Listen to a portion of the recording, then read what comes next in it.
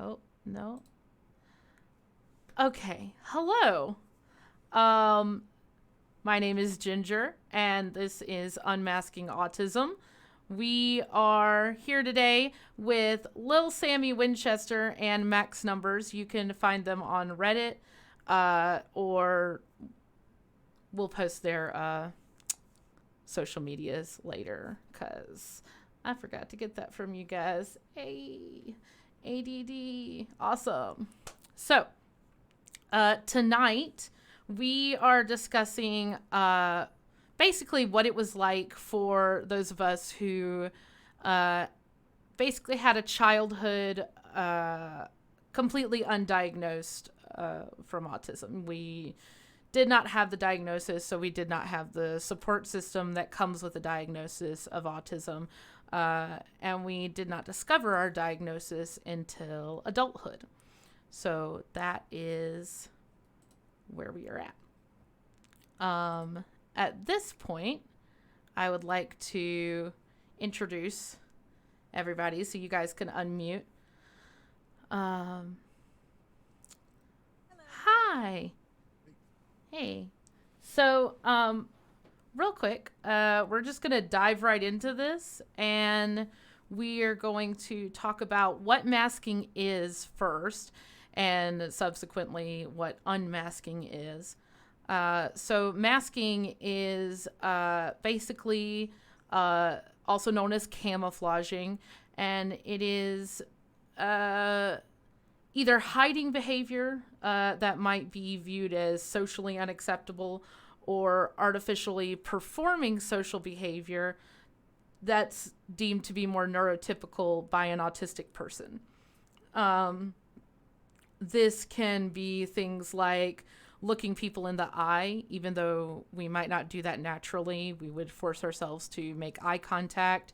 This could be things like laughing at a joke that we might not think is funny, or just making the correct facial expressions in response to a conversation. We have a quote here that I used as part of the definition, but I found a medical journal and I will post the link later. It says, given long-standing environmental support, but also pressure to fit in with neurotypical social communication, individuals with autism may develop coping strategies over development. One such coping strategy is that they may camouflage difficulties during social situations by either hiding behavior that might be viewed as socially unacceptable or artificially performing social behavior deemed to be more neurotypical. They pretend to be normal. This is normal is a word that we don't really like to use because, in our opinion, as autistics, we are normal. We are just as normal as any neurotypical is. But nonetheless, that is what the quote says, so of course we will honor that. Hello! My mother is here to support us, so that's nice. And this is still very casual, you guys, so you can say hello to people in the chat. If you have the chat running, then you can absolutely say things. Eventually we'll take questions from people that are watching, and then we can sort of kind of interact with the audience, so to speak. Our first question for you guys, and this is primarily an interview with you two, because we're going to find out a lot about me over the next few weeks. It's going to be crazy. But the first question is, as a child not formally diagnosed with autism, what are some of the ways that you masked? Like you said, or did you want to go first? Oh, go for it, Max. Okay. So, black people have to mask anyways. So there's that. There's Do you want to also the, like, do you want to explain a little bit more about that, like what you mean by black people have to mask anyways? Okay, sure. So, so I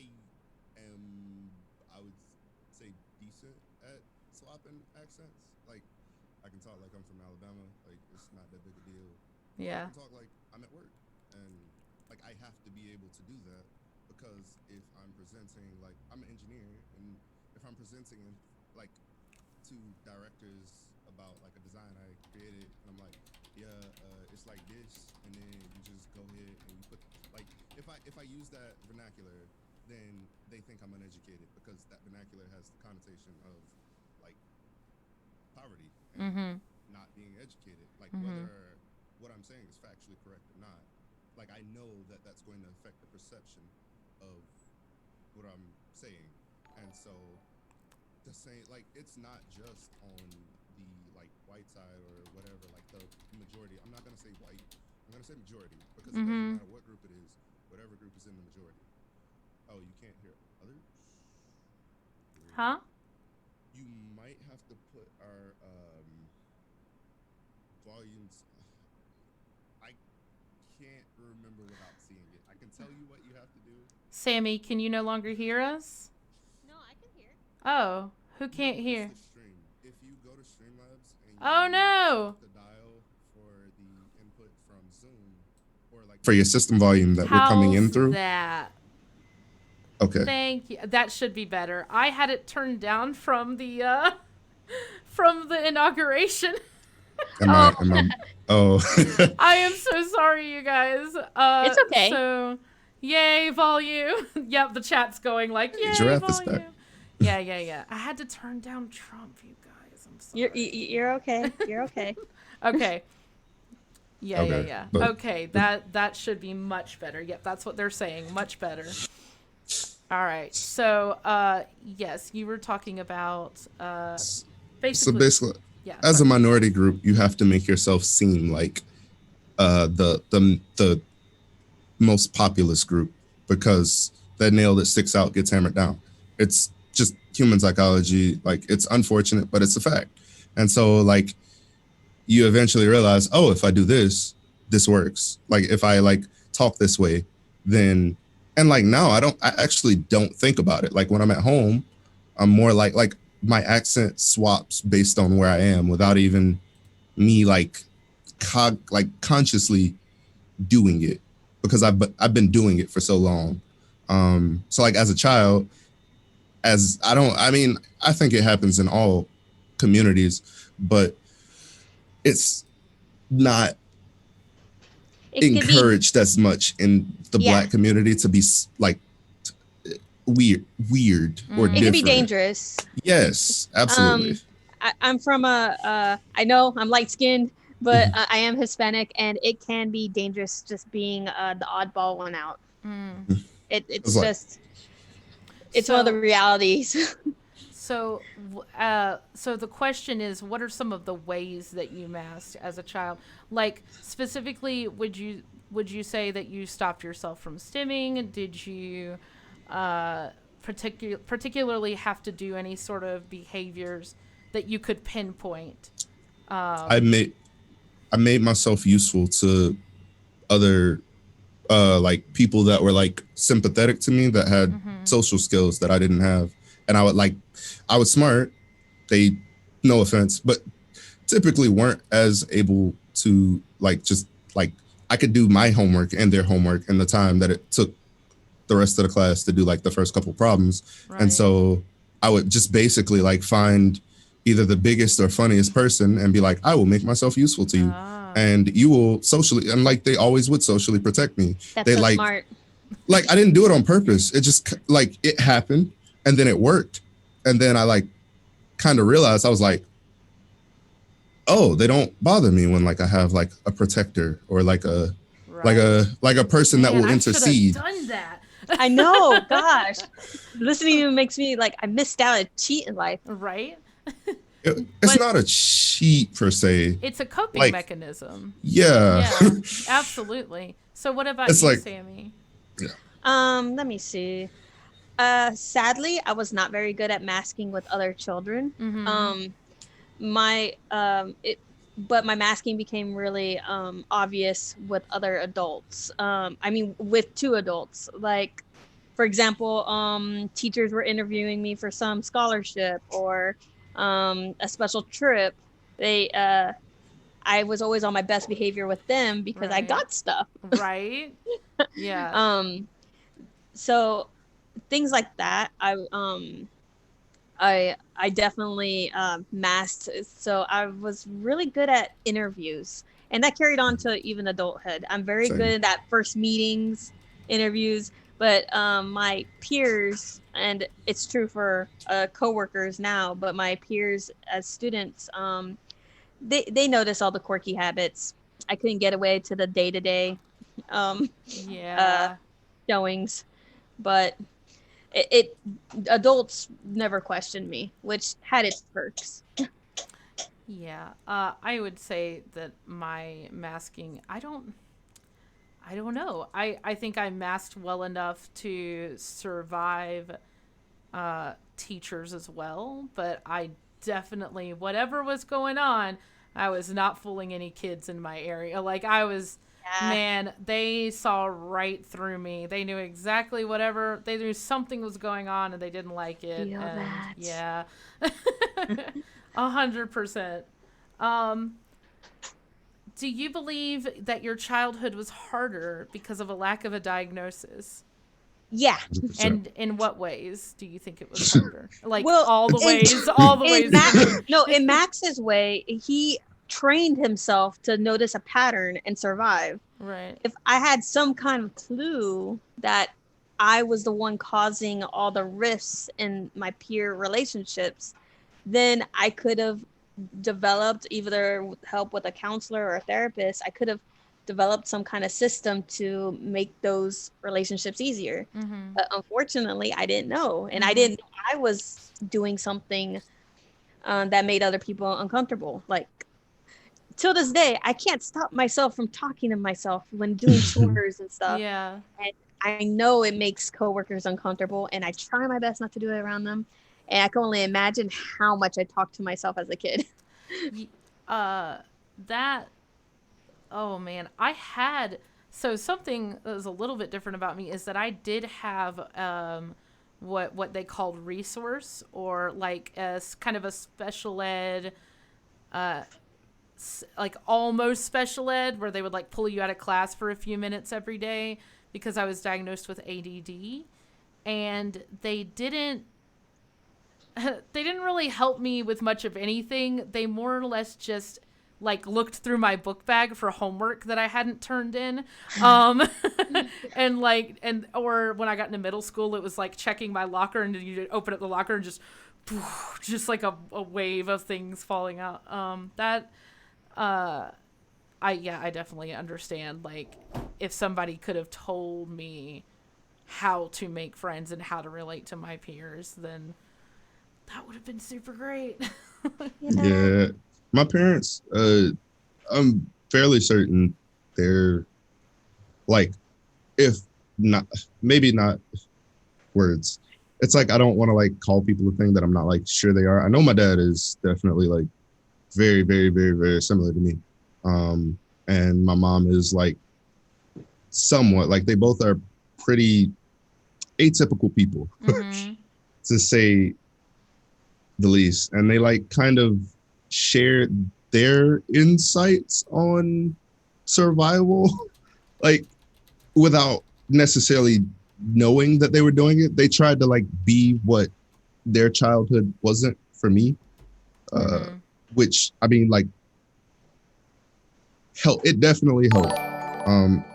But like without them knowing what they were trying to explain to me about the world, it was confusing because they were like, well, there's these rules and you have to follow them.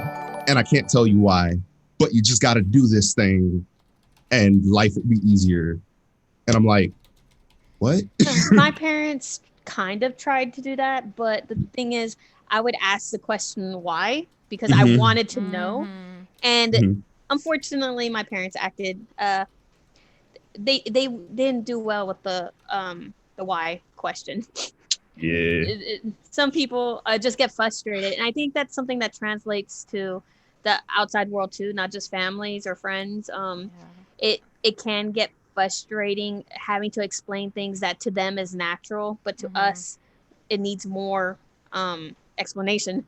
And a lot of times, I think there are a lot of things that neurotypical people just take for granted. And then when they're questioned on it, they're like, wait, You I can't don't ask know. that. Yeah. We do- Like, we why do do I too, have though. to shake people's hands? Well, you just do, okay? Like, it frustrates them because you realize they don't know why either. And it's like just something that they know to do because they've been taught the right way or whatever. I have a theory. And to You them, have a it's theory. it's just instinctively the right thing to do. So Whereas to us, Max is famous for his theories already. Like it's definitely a thing. So Max, what is your theory? Okay, so my special interest is design, like of Mhm. anything, like of clothes, of people, of anything. So like I analyze the designs of like social systems as well.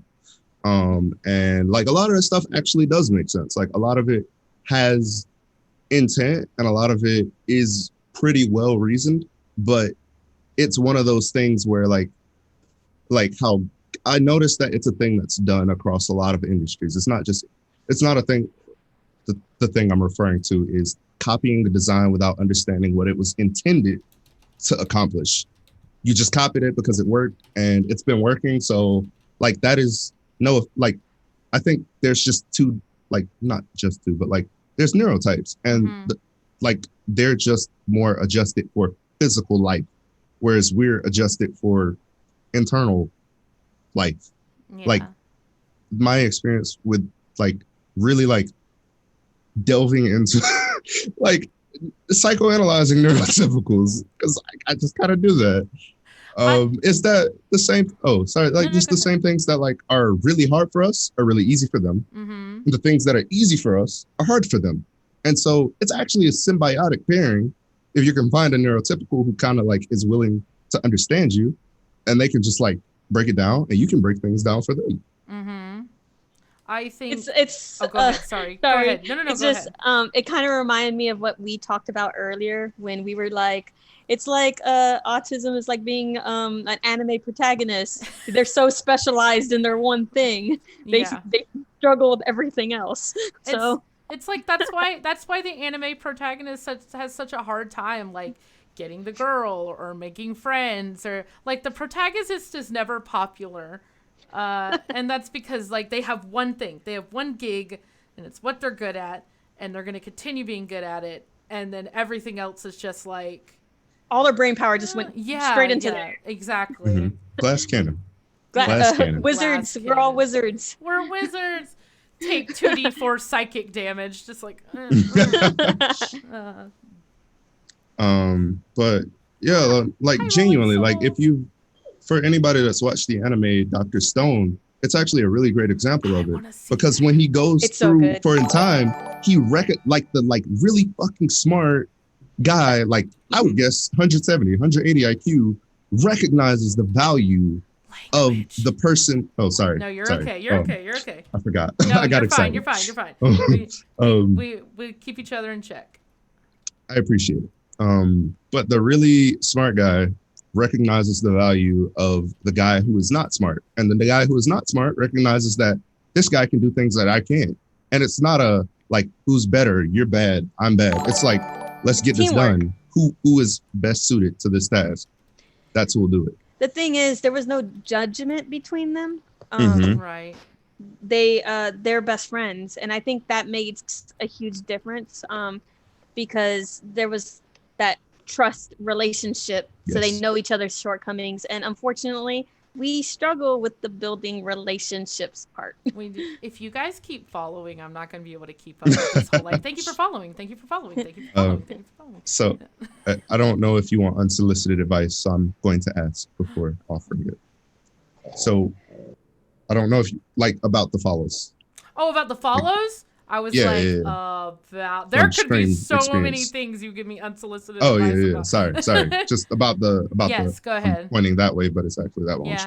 But so what you do is like if there's a lot of stuff happening in your feed, intermittently you like pause the conversation, you look over, and you like read through, you just thank those people, and then you go back to the conversation. Okay. You right. I could just be thanking them. I was trying to not interrupt the flow of conversation, so I was just like, just kind of it's fine. The wire and thanking people. But thank you guys for all of you that have followed. This is a lot of people. It's so cool. So, moving on to getting your diagnosis. I know that it's easy to say, like, it's much more difficult to get diagnosed as an adult than it is as a child. It's so easy for a parent to take their child to a GP who will then refer them to a neuropsychologist, and then they will go and they'll get that test, and it's just that easy. It's so simple. It's so simple. Sometimes if the school accidentally makes a boo-boo and says, like, we think something's going on with your kid, then they'll have to send you to get tested. That's yay, schools. Oh, thank you, Rolltime12. You have a really cool badge on Twitch. RolltimeCC moderates Aspie Positivity subreddit. You guys should definitely check out Aspie Positivity. It is a really awesome subreddit, along with like a bunch of others that I will also I love list. the Aspie subreddit. I love the Aspie Reddits. Like, I didn't know I would find a home until I found it. Oh, yeah. I just love Reddit in general. It's made for us. I swear. It really is. So anyway, sorry. Getting diagnosed as a child is like a cakewalk compared to as an adult. And I'm just going to kind of go through what the general process is, and then you can tell me about your experience. As an adult, you typically have to find a therapist or a psychologist or a general practitioner who is willing, and they're not all willing, to refer you as an adult to a neuropsychologist who is willing, and they're not all willing, to perform a autism test of some sort. And the name of the test is not autism test. There are 4 or 5 different tests that you can do to gauge whether or not someone is autistic. And you have to find someone who will do that for you and either take payment on a sliding scale or accept your insurance. You then have to get your health insurance to pre-authorize if you're using health insurance, which there really is no other way because it's expensive. I believe my test was like somewhere in the area of $2,000. Yeah. Oh yeah. It's a lot. It's a whole lot. I did not think I would hear a price tag that would make my engineering salary blush. Yeah, no, it's hurt. Jesus. It hurts. Oh yeah. If you don't have insurance, until it's basically your out-of-pocket max is met. That's what you do. Anyway, but then you go. The testing is about 8 to 12 hours worth, depending on what you're having done, whether or not you might need an MRI. Yes, Phil Samick actually says most of the tests are also designed for children, which is a little degrading. Yeah, there's a lot of like putting little puzzles together and looking at pictures. My favorite part. Oh, my favorite part was listening to, not really my favorite, it's more of a sarcastic favorite, was I had to listen to little sound bites of people saying things and then tell the person if what they said was what they meant. And I just remember very distinctly this woman going, "I hope you're happy." And I was like, well, it sounds to me like she doesn't really hope he's happy. I mean, I don't know. Like, I could be just guessing. I don't know. I don't think she really hopes that person is happy. And then the other one was like, "You have a good day." And I was like, I'm confused. I'm like, you said one thing and your words said another. Right. I was like, I hope you have a good day. I don't like this at all. Can we stop?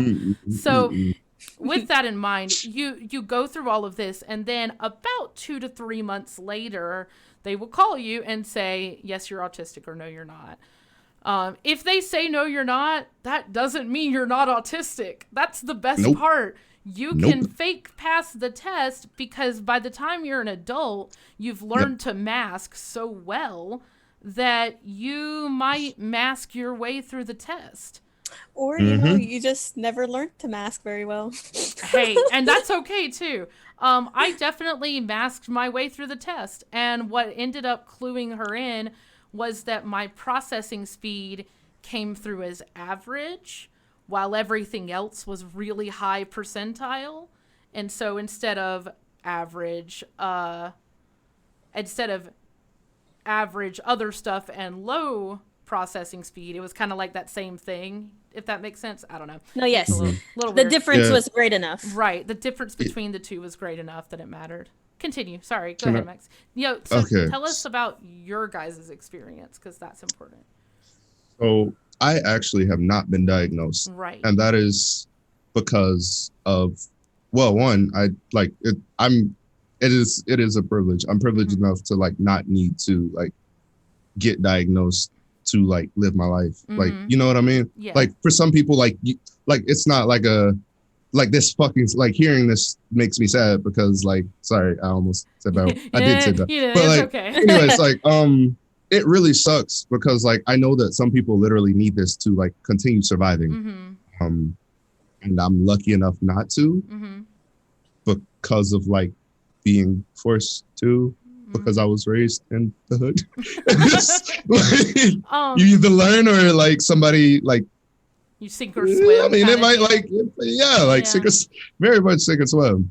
And like I went to my doctor to talk about it because like one of my friends got diagnosed with ADHD in college, and then he got on medication, and like I noticed a like marked change in his behavior, and I was like, just what do you study? Like, Right. what, like you sit down and look at a book for more than Mm-hmm. 10 minutes? Like, and so I asked him and he was talking about it, and I was like, that sounds like me. That sounds like me. That sounds like, okay, so let me go talk to a doctor. Right. I go talk to him. He gives me ADHD meds. I find out like a little while later, like after talking, what? I don't remember what led me to. I think it was that my therapist, when I finally got like an actual like like therapist, Mm-hmm. she was also like very clearly like not neurotypical. Right. And That's sometimes I think the like, best kind of therapist to yeah, have. not sometimes. Like I All the absolutely time. believe that like without having been exposed to a thing, you don't have to be that, Mm-hmm. but you have to have been exposed to it. Like in my like looking at what I've seen like from Yeah, coaching. you can't be different things. isolated. Yeah, Yeah. exactly.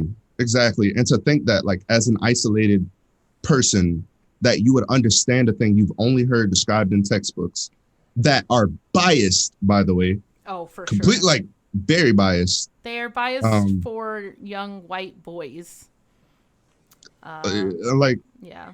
To be fair, and, even yeah, they it's could be just- put under the radar, counting on Oh, their. for Exactly. sure. Absolutely. And I'm not saying only young white boys get diagnosed, because they don't. Yeah. I mean, like, anybody can slide under the radar and Yes. under the right circumstances. Especially anybody those in can poverty. mask. Yes. Like, 100%. and the thing Sorry. sorry, I was just getting back to my thing. Yeah. But like my brother actually got diagnosed with so my brother got diagnosed with ADHD. I think he's not, I know, like based on myself and my dad, and like the fact that it passes through the male side more frequently. I've done a lot of research lately.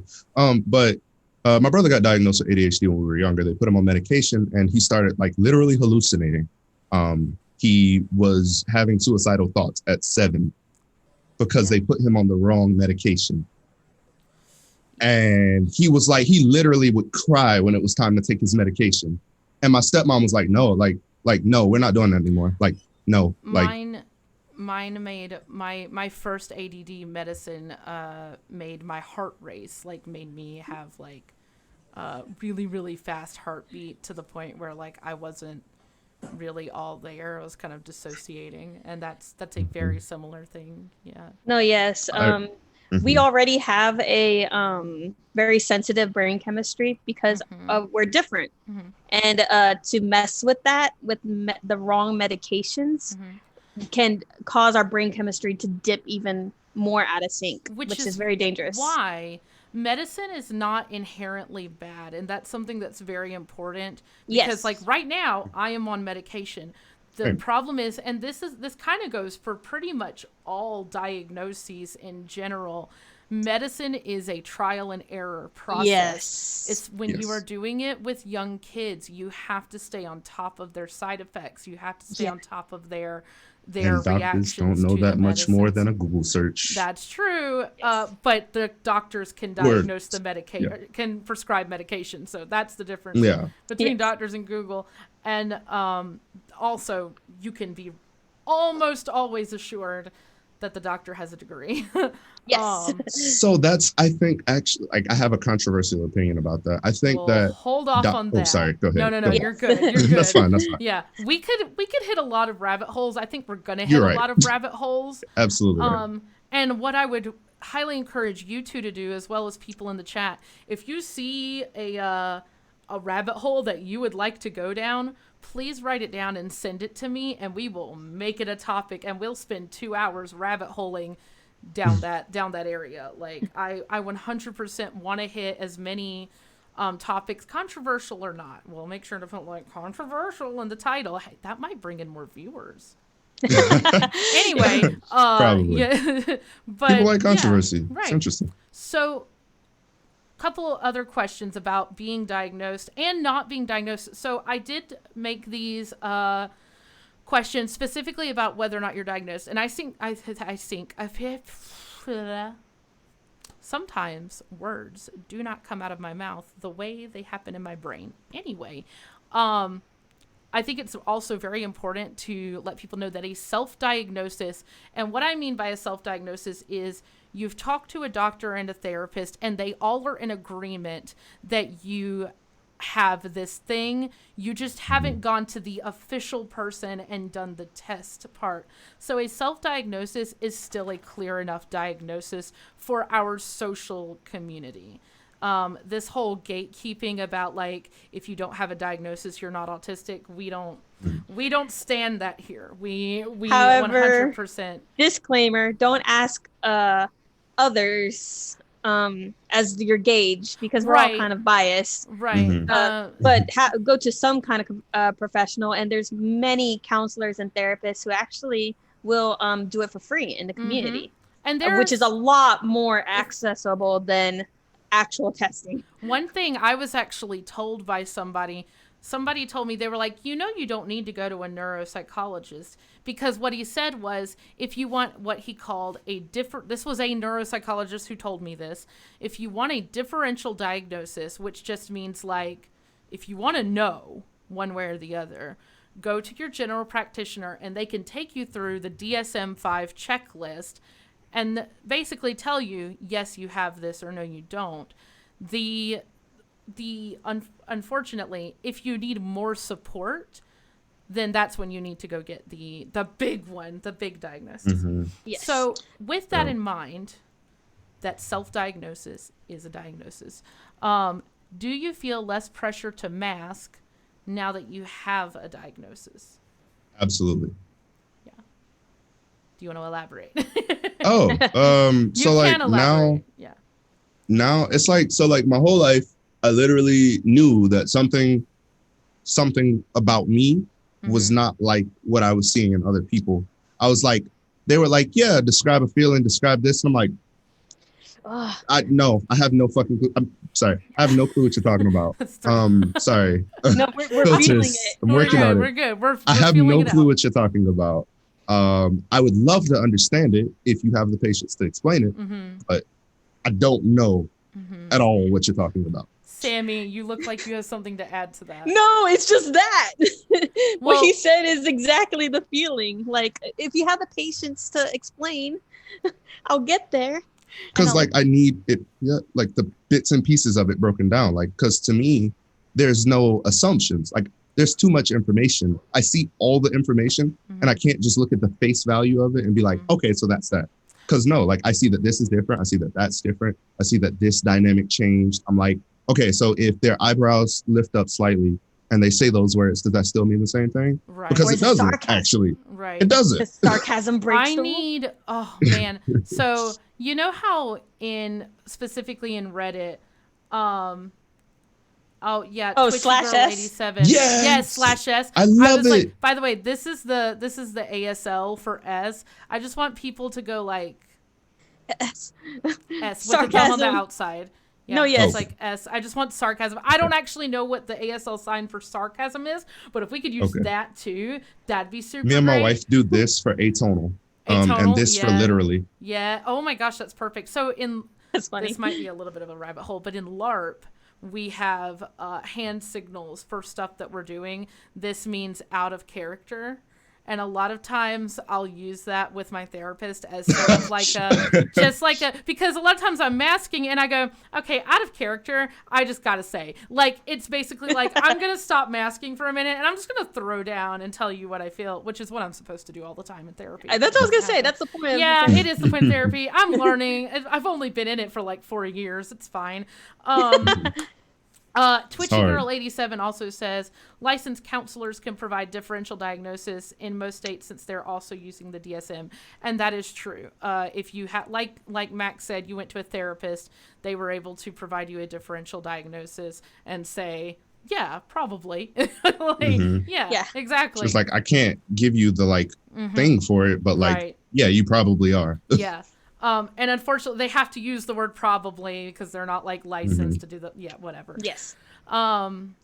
Yeah. So I was actually going to say something about, you said if you have the patience to explain it to me, how important now is honesty to you? Because, and what I mean by honesty is not just like not lying, but like blunt honesty. Because for me, that whole thing is like, I not only want to be able to be honest with people and have them not blow up in my face, but I also want them to be honest with me. And I promise, I pretty much tell my friends, I promise, even if it hurts my feelings, even if I don't really like what you say, I promise I promise not to blow up at you for being honest with me. So do you practice that a lot in your lives now that you're adults, now that you have this diagnosis? I'll let you start. Yeah. Sammy. Oh, well, do I share how I got diagnosed? Oh my God, yes. I'm sorry. It's okay. I thought we were going to go through all the questions for Max. That's not how this works. That's why I was like, Max, I'm talking a lot. Let me let you. You know, Max is a really exuberant personality, and so am I. So I feel like we're going to talk over you a lot if we don't like stop and make space for you. Yeah. It's okay. I like listening to the two of you. To everyone out there, we all met today, but they clicked almost instantly because the life experiences were so similar, and it was like watching a very intense, friendly tennis match. It's very intense. But my diagnosed adventure was it was smooth once I actually got to the actual diagnosing part. Mm-hmm. Unfortunately, my doctor didn't know exactly what was wrong, figured something was going on. Yeah, different. And they were kind of throwing medications at me. Just to see what would stick. Oh, she's pretty anxious. Let's throw anxiety in there. It seems like she gets really depressed randomly. Let's throw some bipolar medicine in there. Oh, she's throwing up everything during class. Let's throw some other meds in there. I at one point I was on at least 7 different psychiatric meds. Go ahead. Oh, Go sorry. ahead, I thought I heard to hold on. No. I was asking Max to hold on because we've been talking for a lot. Yeah. So we're gonna give you your space. What should I use for like small interjection to like be like or a validating interjection? Oh, you can just validate. That's what I was trying to. Yeah. No, please validate. Like, I've heard that story so many times. Like so many other autistic people got like thrown on like all kind. Like my friend from high school got addicted to muscle relaxers because like a lot of us have muscle problems and many of us, especially women, get diagnosed with bipolar. And I can tell you, being on that many different meds probably faked some symptoms. I was very sick and mentally, physically, the whole enchilada, because it kind of exaggerated a lot of the problems I had. At one point, because I do have some texture issues with food, and I saw a meme on Reddit today about just plain buttered pasta is like our go-to meal. It's true. Like a lot of us just like plain meals because of the texture. I was accidentally starving myself at one point, and I started fainting, and it was like a doctor mystery. No one could figure it out. It was just I wasn't eating. And it was because I was very anxious with my new workplace where I experienced a lot of bullying because it was obvious I was different. And it was after a year of dealing with that toxic work environment, I was like, you know what? I am different. Maybe I should get tested. And I stopped listening to the counselors, the doctors, everyone throwing the meds at me. I went straight to a testing center at Austin. And I got very lucky that they didn't force me to have a referral. All I had to do was go there. And it took several months because there was a huge RIN portion that relatives and friends had to do. So I didn't have any of the verbal parts of the test that you did, but I had a lot of RIN responses from family and friends. But at 5 tests, I was positive for autism. And it was funny because they were like, how weren't you diagnosed before? You're a textbook case. And I was like, oh, thanks. Thanks for saying that. I suffered for nothing. Thanks.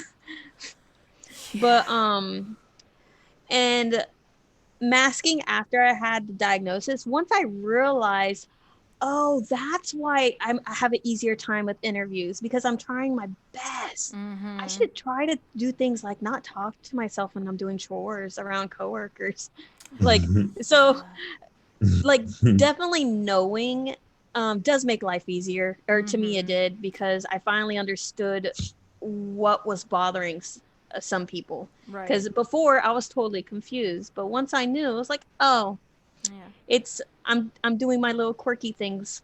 So something Darn something I didn't put in our power. By the way, because we are autistic and because we have a hard time staying on task, we each have our PowerPoint in front of us that's sort of like carrying us through this.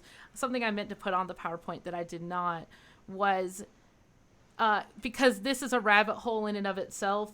Is masking a skill or a hindrance? I know. I don't want to get. Yeah, that's controversial. Yeah, it's a whole controversy. I do not want to get into it right now. I definitely don't, because I believe it's a double-edged sword. I definitely think there's a duality to it. Blah blah blah. What I was going to say though, because you mentioned that you knew maybe don't do this in front of my coworkers, because once you have the diagnosis, it gives you that mentality of being able to advocate for yourself and, in my opinion, to yourself. Because before you're like, oh, I'm just an idiot when it comes to talking to people. And you use this self-deprecating language that's like, oh, I'm dumb, or oh, I'm not very intelligent, or I'm socially awkward, or things like that. When in reality, it's just, I have a developmental disability that makes me have a harder time learning how to talk to people. And once I know how, you got it. I will admit my controversial comment is I actually appreciate knowing and the masking skill, because I want to have relationships with people around me, and I want them to feel comfortable around me. I don't want them to feel uncomfortable around me. So knowing that some things make other people feel uncomfortable, or that I could mask and make them feel more comfortable, it makes me feel like I can work on my relationship building with complete strangers. But I also love the fact that I don't need that masking skill when it comes to true friendships, because I don't need to put up a front, because there's already that trust built relationship. Yeah. If you see us stimming, we should definitely, like, what I was going to say is don't be surprised if you see us stimming. I have Play-Doh in my hands right now. I just haven't been like, I'm not like holding it up, for no reason. I also have like a little chain in my hands. And Me, it's messing with my nails. Yeah. I desperately have to try not hurting them. Yeah. And for the record, this is a whole thing too. We are going to have a segment on stimming itself, and kind of how that helps and what it is. But everybody in the world stims. Stimming is an autistic trait because we do it more frequently and in more exuberant ways. But stimming is definitely an all people kind of thing. So it is not uncommon to see things that autistic people do and go, oh, I do that as well. It's a calming trait. Yeah. Like, for example, expecting dad waiting outside the emergency room for his pregnant wife or something. Right. Like, and they're pacing. Yeah. It's calming him. Yeah, and that's a stim. Yeah. I just wanted to respond to what share what you know. Yes. I love that name, by the way, and that's how I try to live my life. But like the I don't want to read the whole thing. Look, I've read the whole thing in my head. No, you're fine. I'll read it. Maybe the mask is composed of the unique neurological resources that facilitate social interaction. Man, you're using a lot of big words. Just saying. I think the exact same way. Conversation and cued memory retrieval. This would obviously make it hard to accomplish casual social interaction without using the mask. So let me break that down, and then I'm gonna let you make your comment.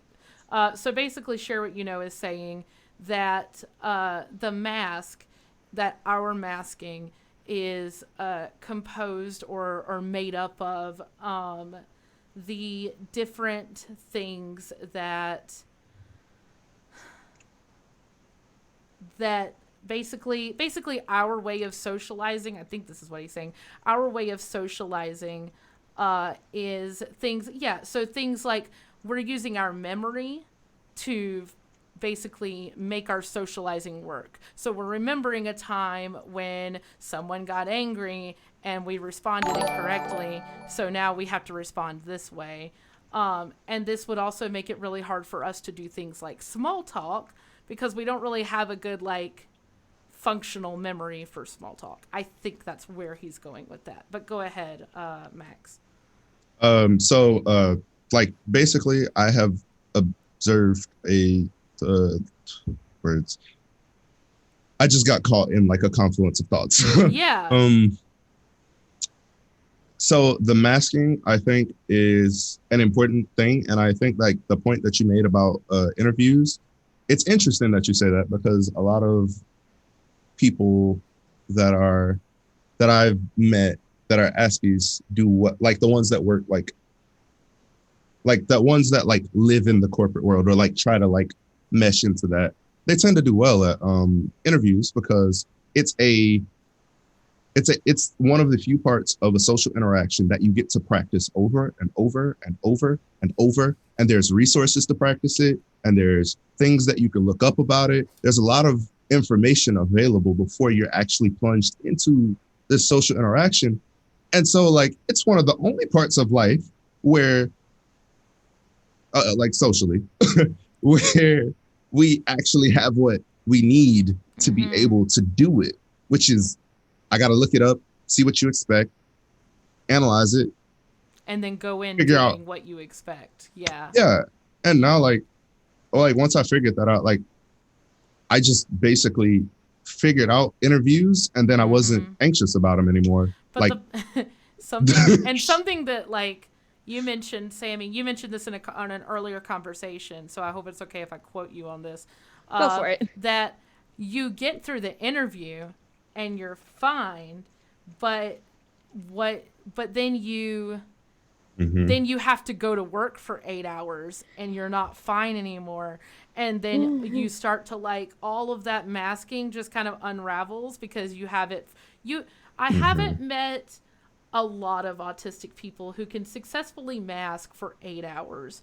I think my limit for masking is about 4 hours, without breaks. Now, if I have a lot of breaks in between, I can usually make it for a whole day, but definitely cannot just mask for 8 hours straight. And that was something that happened to me in my most recent job was them saying, like, I would tell them I need breaks, and they'd be like, well, not till your work is done. Well, my work is never done. So yeah.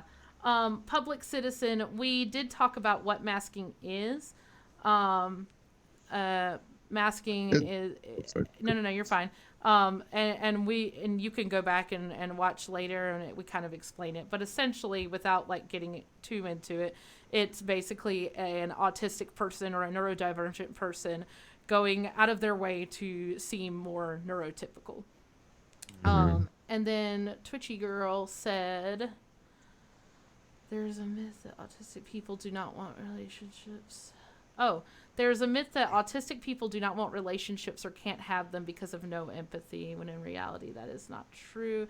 That is definitely a true statement, Twitchy Girl, it is entirely false that we have no empathy. Yes, I want to understand other people. But I will tell you one thing, that's a rabbit hole. So kind of. It's so what happens is that we don't have the resource, like the anime protagonists, we have to like socially, like, okay, here's the best way I've come to understand it. Think about, if you're like, I assume it's an assumption, all autistic people aren't good at math, just like that. Right. Like, it's an assumption, but like, I assume you're good at problem solving in general. And if you think about all the times that neurotypicals were struggling with a problem that you solved like that, you just looked at it and were like, yeah, that's that. They have that same, like, we just are flipped. Like, we can do that easily without even really thinking about it or trying.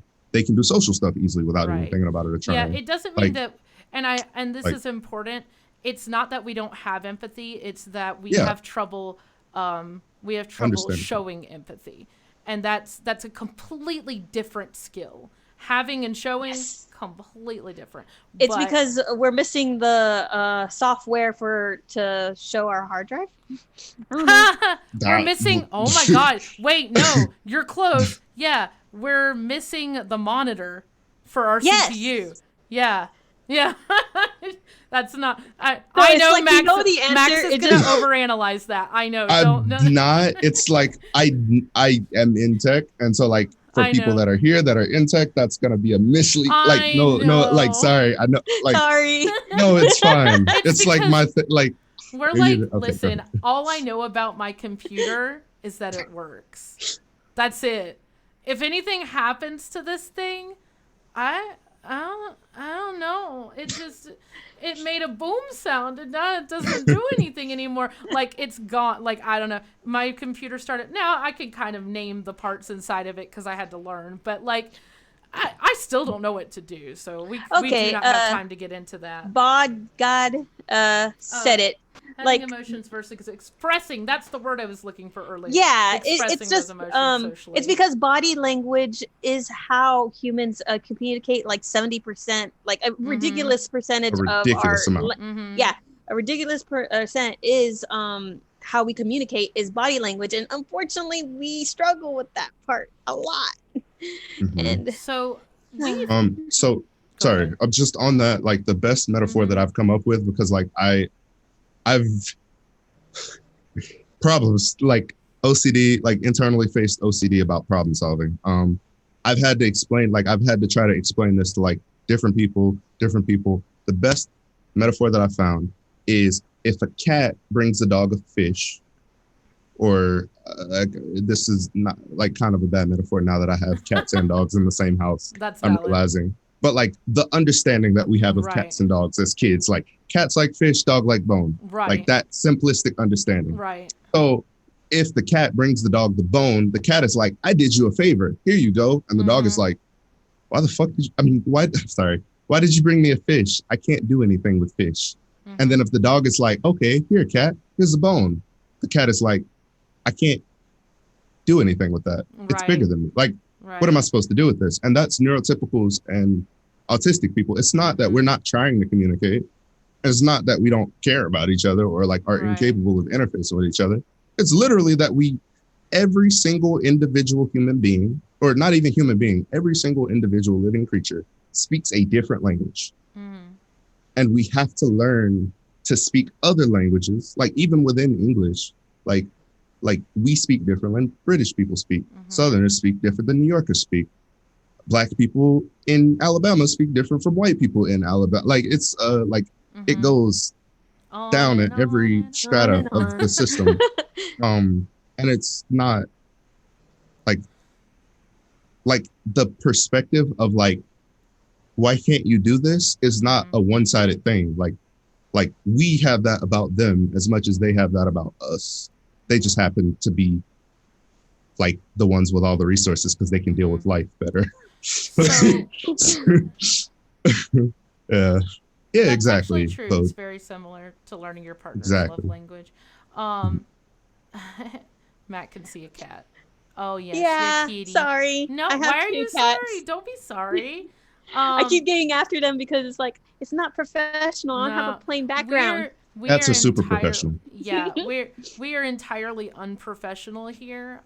This is the most professional we want is just for good audio quality. That's about it. I personally believe that like saying that things are unprofessional that's a good that word. have That's a no good reason point. to be unprofessional is a dangerous thing. That's a good in thing. my We are experience. very casual here. Is that better? Yeah, there we go. Yeah, Casual like I brought back a I've cat. been Yeah. like I've been in engineering design meetings and like, hey, sorry, my cat is like clawing my toe. Let me Yeah. get it out of the room. Like it's perfectly fine. Yeah. Like, I mean, if my dog was back here like with her squeaky toy, then that would be disturbing. But that's about it. So I'm gonna kind of skip over those that 3 and 4 slide because I feel like that's that rabbit hole we talked about not wanting to go Oh yes, down. we did want to go down that. Yeah. However, I want to hold off on our last bit and talk a little bit about, well, not really talk about, but answer some questions that I've been seeing. So there's a lot of really good discussion going on in the chat. And if you guys want, at this point, we have 29 viewers, which is kind of cool. But if you guys want to ask some questions in the chat to specific people or to all 3 of us as a group, this is a good time to do that. And yes, can I answer public citizens question? Yes. I Yes, thought I it wanna was a take that really one interesting too. one. Yes. I highly recommend, like, the book that changed how I view social interaction is a book called Lexicon. It's basically a book about the system of language, and it breaks down like literally what language is and like how it functions, what it does, like how it works, like all the like all the sciencey bits as well as the like fiction that's in there for the ooze. And I mean, like, it's just like, like it's a really good narrative. Like, it's a good you're story. fine. I was having a I'm Play-Doh so- problem when I made that face, so I wanted to let you No, know that's why I I'm made that laughing face. because you're like, oh, that was an interesting question, public citizen, and I was like, I know, right? Cats are totally a neurodivergent animal because we struggle with remembering daily tasks, and cats can survive a little bit without us. That's actually a very Yes. big deal. I was going to say, so I won't Absolutely. say that neurodivergent people are more prone towards one or the other because I think that's just a people preference in general. It's not. I mean, it is and it's not. But at the same cats time, do help like you said, taking care of themselves. yeah, cats do help with. They are a lot more low maintenance. If I was not allergic to cats, then I would have a cat. Sorry, Pepper. My wife has more executive function than I do, and I broke up with our dogs. I'm not gonna lie. Like it was a whole thing. I was like, I love them. I tried.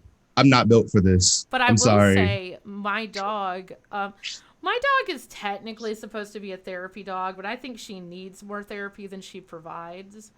And that's just me. That's just my opinion. She doesn't care. But I will say having her be so high maintenance makes me get up. My dog is not going to let me neglect her. Like, she will throw down with me if I do not feed her or take her out. And so it is having that person come in and be like, hey, I want to go out. Hey, I want to go out. Hey, I need to go out. And she's going to do it until I take her out. And it forces me to get out of bed in the morning and I have to have a routine for my dog. And honestly, like that's a big reason for having a pet in general, is to create a routine. I don't recommend fish for neurodivergent people. We forget about them and then they die. I mean, that's just it. We tried having a beta fish for a while, and after the fifth or fourth, a lot of them died. One died of cancer. It was just all within a month. Oh my God, you had a fish with cancer? How did you find out that I don't, man, that's, no. Oh, his tumor popped out of him. Yeah. Okay. No, we're good. I'm sorry. Fish are too sensitive. And I love my dog. My dog's a very good friend of mine. But I can admit my other two furry children, the cats, they really help with not being needy. Yeah. Because I can't take care of myself. It's hard taking care of another living thing. Right. I mean, it's just honest. That's why well, I was gonna say a cactus is actually a really good plant to have, but then again, succulents, not necessarily cacti, because I was just gonna say I'm really clumsy. I would hurt myself on a cactus for sure. I did hurt myself on a cactus. I don't recommend it. It was a traumatic childhood event. I literally fell into a cactus. I'm pretty sure being a traveling Scot makes you already kind of interesting and special. That's my dad. It's not that special. Oh, okay. Well, I'm just kidding. I'm sorry. I was waiting on someone to comment on that. I was not going to say anything. I'm so sorry. I love him very dearly. Yes, guys, SC Montpraise is my mom. I really need to help you change your name to something like Ginger's mom or something. The Traveling Scot is my dad. Yeah. Wow. She really went, wow. Parents don't have to identify themselves by their children either. Listen, no, they don't. But yeah, those are my parents. They're very supportive. They're very, yeah, love them dearly. I actually think it's very, touching that y'all are here. Because I tried doing a lot of stuff for the autism community in my area, and my parents were by no means supportive, and it would have meant a lot. Yeah. So that's pretty awesome that your parents are here. It really is. Awesome. And neurodivergent. Where's that thing? Event. It's a definite. So I can explain that. If y'all. So trying to give space. I've never heard of this. So I have. The arrogant effect is one that has more leanings towards narcissism and things like that. But yes, go ahead. Oh, you mean kind of like the ownership for the label? The label? Yeah. Oh, it is. I think a lot of that has to do with age, though, because early 20s and teens tend to be that I'm discovering myself. And oh, no, I think they mean being arrogant. Because yes, we often get perceived as that. I heard that so much growing up. Like autistic people are arrogant. Yeah. It's not that we're arrogant. It is that we are matter of fact. Mm-hmm. And if I am factually possessed of an IQ, which places me in the 0.5% of the population that has tested at that IQ, and I say it as a factual statement, the world perceives that as me bragging because I have a train of thought, which is not the same as the person on the other side of the conversation. But at a young age, we aren't experienced enough to understand that. Go ahead, sorry. A very big thing is that people are very prone to diminishing the accomplishments of others to make themselves feel good. And I'm not saying that it's a thing that's okay. It's a thing to be aware of, because I had to not talk well about myself to not make other people feel bad about failing classes that I was just literally not paying attention to, because okay, whatever, and then be done. Something you mentioned, when I found out my IQ and found out that I'm in the top 5%, that's that was so exciting to me. Yes, And I wanted absolutely. to tell everyone's like, guess what? I'm a genius. Like, I And was so excited, and then immediately got shut down. Like, whatever. Okay, that's sorry. nice.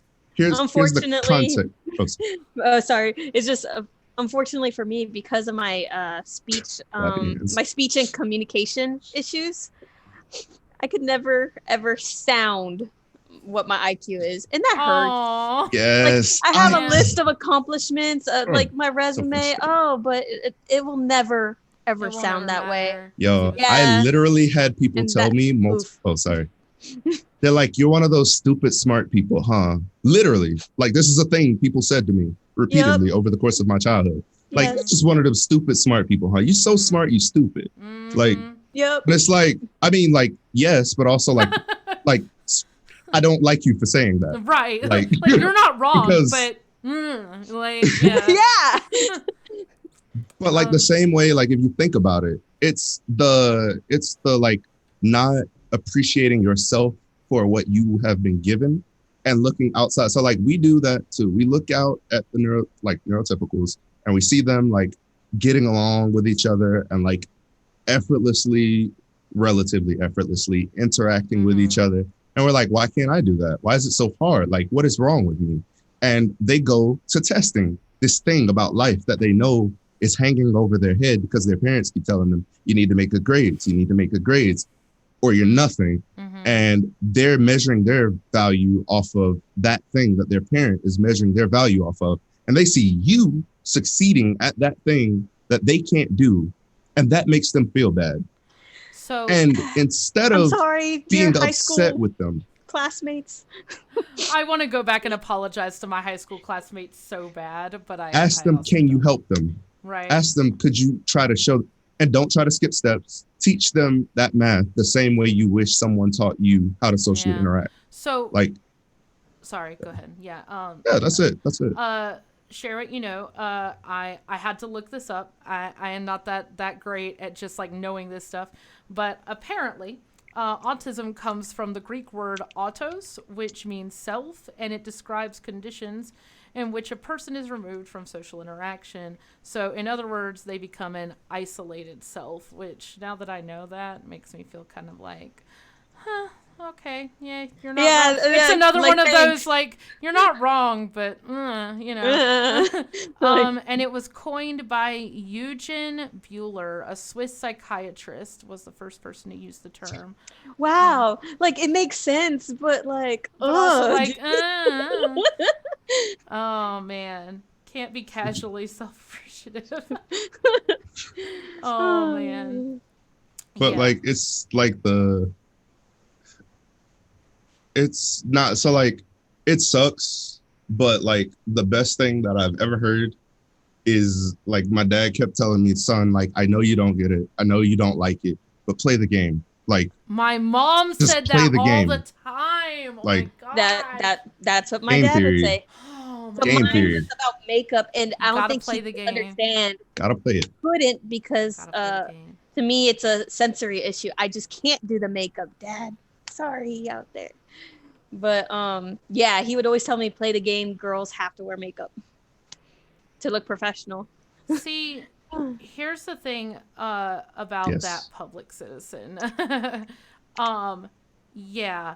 And no, Yes, like- yes and no. I was gonna say, I had this conversation with another one of the people on the Discord that there are some autistic people that I have met that I have not been able to stand being around, and not because they are not good people, but because their autistic traits trigger Clash, Yes. clash with my Mhm. autistic traits. And it's just a matter, because autism is a spectrum, and a spectrum does not mean severe on this end and not severe on this end. It means just completely different across the board. It just means like Remember that great example from the Yes, book? yeah. Share that So example for us. I I think actually- that's great. I actually read this in my last stream on Tuesday, but I will pull it up again because this is something that I love so much. By the way, this is from the book Welcome to the Autistic Community from the Autistic Self-Advocacy Network. So good. Good read. Renee is autistic. She is non-speaking and uses her iPad to communicate. Renee lives alone. She can cook and clean her house by herself, but she needs some help going out to get groceries. Okay. Percy is autistic and can talk. Percy lives with a support person. He cannot cook or clean his house by himself, but Percy can go out to get groceries by himself. And see, the thing is, if you tried to ask which one of those people is more autistic, you couldn't, because it just doesn't make sense. Like, they just struggle with different things. They just struggle with different things. One of them can talk, one of them cannot. But the person who can talk can't go out by themselves, and the person who cannot talk can go out by themselves. Yeah. Can I speak on that? Yeah. Because like that's actually literally myself and my wife. Yeah. Like, and like, it's actually a really symbiotic pairing. Yeah. Because she doesn't want to talk. I want to talk all the time. And so like we kind of have a thing where it's like, I'm okay with you not wanting to talk if you're okay with me talking like when you didn't ask for it. Like we can work, like we can make it comfortable for both of us. Like I don't mind if you don't feel like answering. I just like wanted to say my thoughts out loud. It's like being in a genius marriage where one can't cook and the other one could cook, but one can clean and the other one can't clean. So I got lucky. Public citizen, there was another part of your question, or not really a question, but a statement. You said you've had students on the spectrum that just didn't even seem to understand the idea of humility. There is a sort of idealistic worldview that those of us that like autistics have, which is just, why can't I just be proud of my accomplishments? And like humility just doesn't make sense to us, because if I've done something really cool, why would I not tell people about it? I've never understood the concept of humility at all. I understand. Let me rephrase that. I understand it. I just don't really practice it well, because it's like, when it came to tests, I bragged to everyone because I was proud of it. Yeah. And it's one of those social rules that doesn't really translate to us very well. Yeah. So it's because no one explains it. So like literally, it seems like most conflicts that I've like looked at in my life are a matter of perspective and like what one party understands. Like nobody, like when I say stupid, nobody's like, most people that like go out into the world and interact with people aren't stupid, because they had to be able to get there to interact with you and be in that place, which requires certain levels of like cognitive, like executive function. And so like if you and a person are like clearly not seeing the situation the same way, there's like you're playing a game with missing information. And in that game, like game theory, I highly recommend every autistic person like learn about it. It breaks down it's decision making. It's like if you look at life and why things are the way they are, and you look at it through the lens of game theory, you can rationalize it. Even if you don't like you can point to specific places where like, oh, clearly I don't know something there, so let me go find that out. Let me like try to public citizen, we are not even gonna do it. Yeah, I don't want. I wouldn't touch that with a yardstick. Yeah, nope. That's. But to Matt, that's spot on. Yes, Matt so is a friend of mine. He's and that is very spot on. Like, great job. That was great. I will say that politics does tend to, well, not just politics, but like spotlight. So, spotlight. Like famous people. Yeah. Oh yeah. So like lots of like people that are like at the pinnacles of their professions have spectrum qualities. Like it's almost impossible to get there and pursue what is like for most people an irrational or high variance pursuit without having those qualities, without being like absurdly different from a neurotypical, like you have to be to pursue that. So like and basically you have to be just a little different, divergent in general. Just And then the anime protagonist theory. You have to be really good in that one thing to get known for it. Yeah.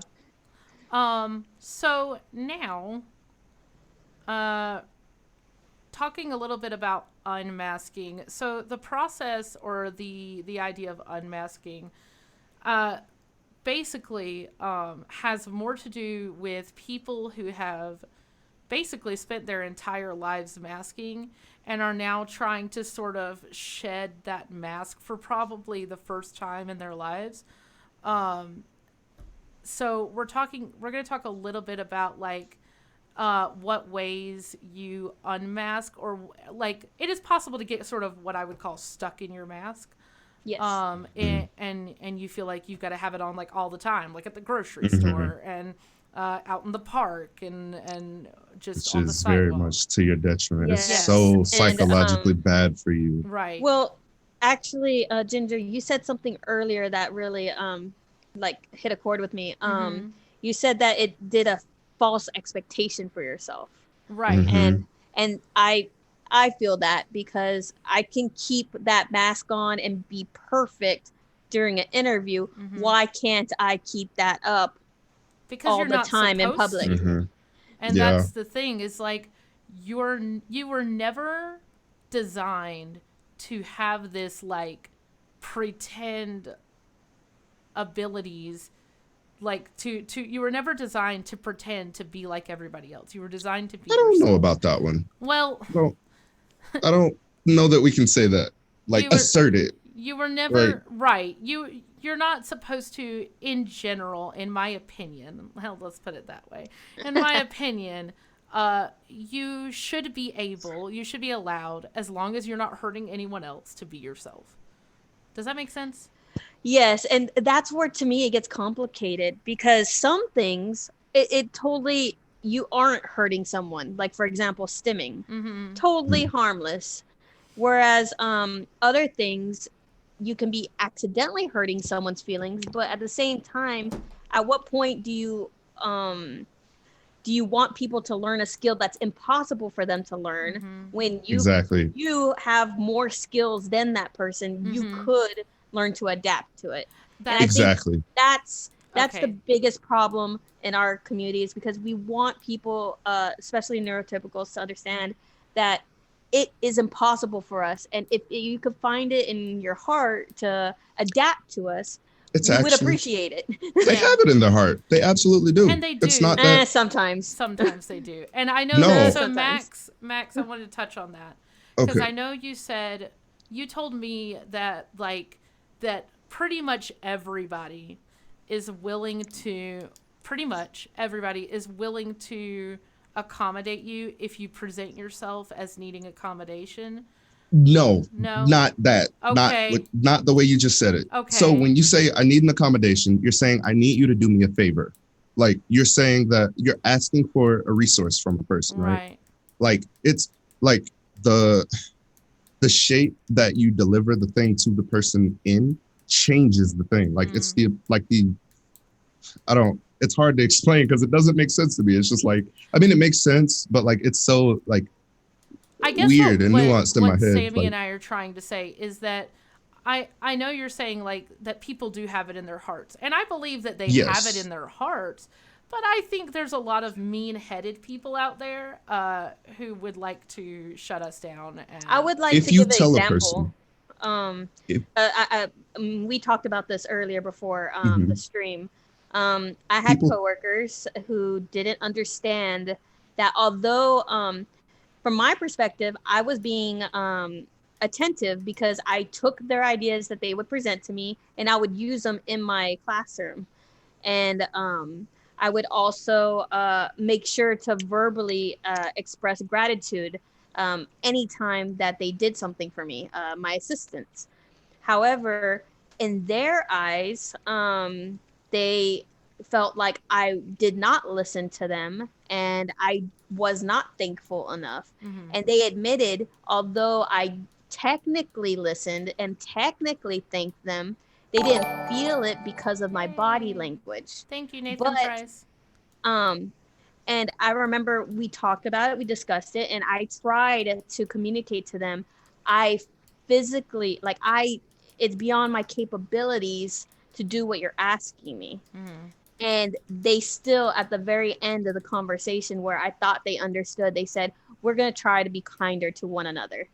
Yeah. All of us. And it was like, you missed the point completely, because in my eyes, I am being kind. I just cannot physically make my voice sound a certain pitch or make that certain body language that you want from me. And So that hurt because they could easily just adapt to, oh, well, she actually listened to me because she used my idea, or, oh, she actually said thank you, so she's thanking me. So it's literally, so like, it's because, so the reason I say this is in part because of like just personal experience and like life, and like people are flawed things and full of cognitive dissonance and all of like all kinds of bullshit. But, I mean, sorry, I'm so sorry. I'm trying. You are. Like I'm noticing. You're trying. You're trying. I'm like noticing. We can tell you're trying. We can tell. I just smiled. It's okay. Like you're okay. trying. You're trying. But third time, -3. No, you're fine. We're not. I swear, I'm not counting. So when you are communicating that to them, very often what you're communicating, and even like between myself and my wife, this happens because I've developed my algorithm for interacting with people to interact with neurotypicals. And when I interacted with her, I'm like, you just said, I don't care, but you frowned and you said it loudly, and I'm confused because you said you don't care, but like everything about like, you're not saying that, like you're doing this, that, but like your actions and like what my dad always kind of tried to teach me is like align your actions and outcomes with your intent. And when your actions and outcomes don't achieve your intent, yes and no. Okay. It's that understand that when you speak, right? When you're like, let's pretend like communication is like you're passing the ball to another person. When you have the ball, it is a ball from your perspective. However, you can't see you nor what you are doing in the action, like if that makes sense. Like you can't, you're not looking in a mirror. And so you throw the ball and you're not looking to see what you look like when you're throwing it. And then to them, they're looking like you just went bam, like at their face. And they're like, you said I love you, but like you just like hit me in the face with the ball. So I'm confused. It's the exact same thing as like what I was talking about with that whole test part where somebody was going, I hope you're happy. And you were like, now see, you said you hoped I was happy, but it didn't sound like you hoped I was happy. That whole, we could go round and round about whether let me wrap it up real quick though. Like like when you throw it, they don't see it as what you're doing, because like you might be throwing a lot harder or a lot softer than you think you are, and then you peg them in the face, and then they're like, why? But like if in that moment you're like before you throw the ball, you're like, hey, sometimes I accidentally throw the ball. Like it's annoying. And eventually they come to expect it. And so you don't have to do it anymore. But at first you have to say, hey, I'm going to throw this ball. I might throw it at you harder than I think I am, or softer than I think I am. But know that like I'm trying to give you a ball. That's what I'm doing. No matter what my tone says or what my body language says, that's what I'm trying to do. And like keep reinforcing it and driving it in. And that is called self-advocacy. And that is that is what this channel is all about. That's what the Autism Self-Advocacy Network is all about. That's because at the end of the day, you're right about this, Max. You really are. Yes. And I 100% want to make sure understood that you know by the end right. of it. Okay. Because no, you are. And I don't, because I can tell you're kind of going like, but do you believe me? And I do. Yeah. I think yes. There is that sort of disconnect.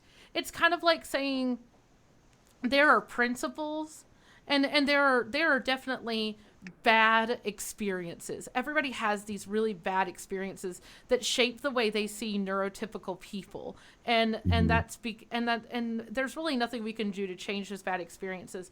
But in that same thing we were talking about with like that blunt honesty, we have to be able to be bluntly honest about who we are in order to expect other people to be honest with us. Does that make sense?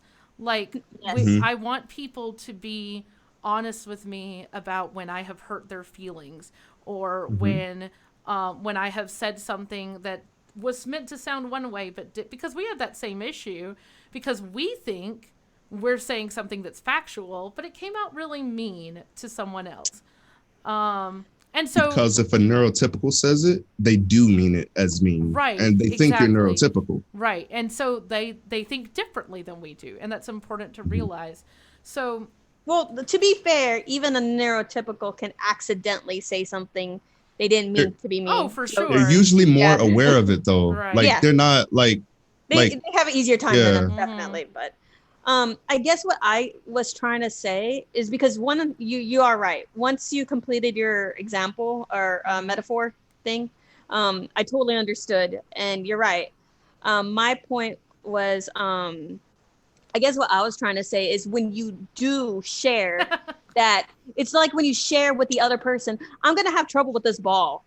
I accidentally throw it too hard or too soft, and the other person says, just try harder. Yeah. But, that's what my previous example was. Are they a rational person? Right. Are they a rational person? No, not. Well, obviously, no. Like generally. Oh, in my example, good. I'm talking about irrational people. I'm talking about people who are not willing to. They think you're irrational, though. Like you see the like. So in that scenario, no, you're fine. In that scenario, we do again, bad experiences sort of give rise to our understanding of what neurotypicals are going to do, and a lot of that has to do with even more so has to do with like more traumatic pasts.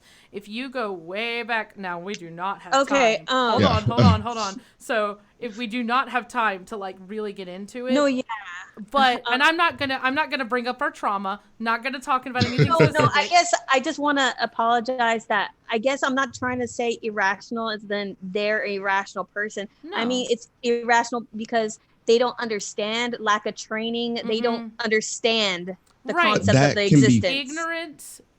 Ignorance breeds conflict, and that's just that's just always going to be the case. Ignorance breeds conflict. Yes, and that's why education is so important. That's why advocacy is so important, and the biggest part is that's why self-advocacy is so important, because it is so much more powerful for you to say, I'm gonna have trouble with this ball, than it is for your friend beside you to go, yo, dude, they're about to smack you in the face with that ball. Like, it's so much more powerful for you to be like, this is going to hurt. Like, it's so much more, it's so much more effective for you to say that. And I am, somebody said, share what you know, said, I want people to be blunt, shuts down. And that's okay. That's totally okay. Because it can be overwhelming. Right. I do want people to be blunt with me, but that does not mean I'm going to react positively every time they are. But I'm going to be honest in return. If my friend tells me, you know, you're clicking that pin and it's really getting on my nerves. And this is a very benign example, but I might get upset about that. And I'd be like, well, I can't help that I'm clicking the pin. And then I come back, right? And then I come back and say, I'm just gonna need a minute to process that, and then I'm gonna mute myself, and then I'm just not gonna talk. That's all. Yeah. As long as you are genuinely back and forth, being honest, I do think there is a way for us to coexist with neurotypical people. Education and awareness, I think, makes a huge difference, and that's why things like this podcast is important. Because the more people learn about the other side of the fence, and it helps. I do want to get away from the word awareness. If you're not aware by now, you have not been paying attention. But I want to get to education and advocacy, because advocacy is the act of actually speaking up and telling people what you need or what someone else needs. In minority groups, we're not aware of autism, though. We don't know what it is. We have no clue what it is. Yeah. No clue. whatsoever. Well, then let's Yep. keep Like, awareness going. Yeah, I was gonna say, Oh. autism's not really talked about in Hispanics. Well, and you know what? That's actually completely fair. I apologize. I would like to apologize for that. It's Because okay. I Different am cultures. not. Yeah, I'm not in a minority, and at least racially not in a minority, and so I don't know like. You don't have to apologize. No, Like, you no, don't yeah. know. Like, Yeah. there's nothing wrong No, with no. that. But There's nothing wrong with also that. something that just blows my mind. This actually blew my mind, Max, is that when I mentioned that the ADA was not established until 1990, you went, "What's the ADA?" And I was like, "Oh my God, we got to do more! Like, we got to like," and it blew my mind. And now I'm like starting to realize, like, okay, no, there isn't a lot of awareness.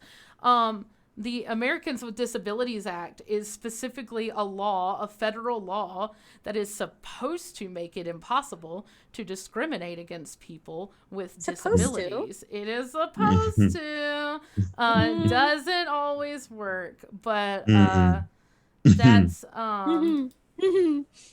yeah. Now, how like the issue becomes like when you have like this is something I've talked with a lot of like people about, like even not just autistic people. Like one of my friends has I think lupus. It's like it's a disability that like leaves her like in pain, Right. like crippling immune. pain all the time. Autoimmune disease? Yes, it's I think an autoimmune disease. I can't remember. I just know like she just like usually uses a wheelchair to get around. She can walk, but like she uses a wheelchair to get around. And then like she had somebody like try to cuss her out because they saw her parking in a handicap spot and stand like at the store, stand up in her wheelchair, and they're like, "I followed you."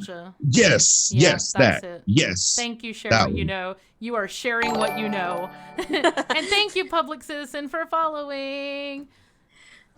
And like for a lot of people, like when you're born and you think that people are people, and you think that like, okay, a person, like think of people as a house. Like, okay, a house has an entryway, it has a back, like it has a front door, a back door, a yard, a driveway, a mailbox, windows, and a kitchen.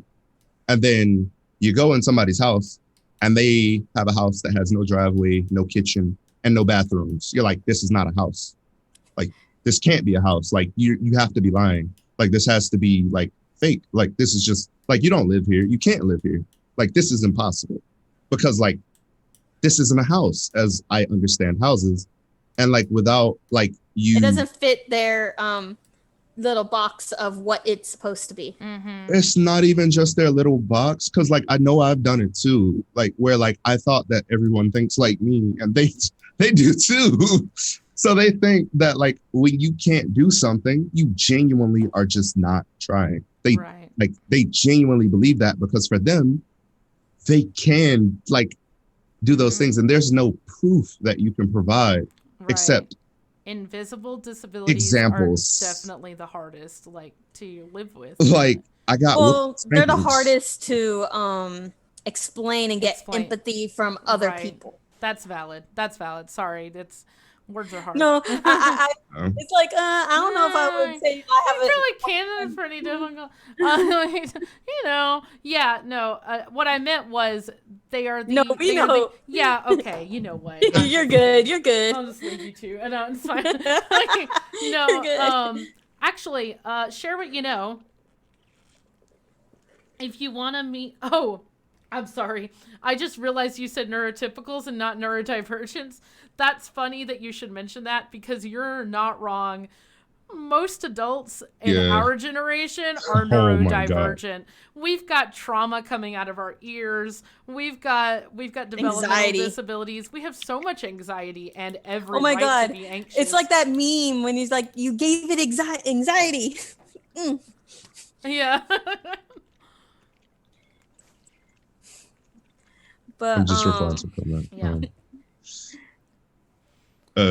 But yeah, like it's like I'm sorry, like I don't mean to sound like I'm like making anything our fault or anything, but like it's like in a situation like if you've been diagnosed and you are aware of your like yourself, like now you know like how you're different from the world, or like how the world would expect you to be, and you can actually Oh, Hold on to Sorry. that. Hold on. Let That's Max okay. finish. Let Max finish. Sorry. Hold on. I was just gonna say. I know. Hold yeah. on. Let Max finish. Yeah.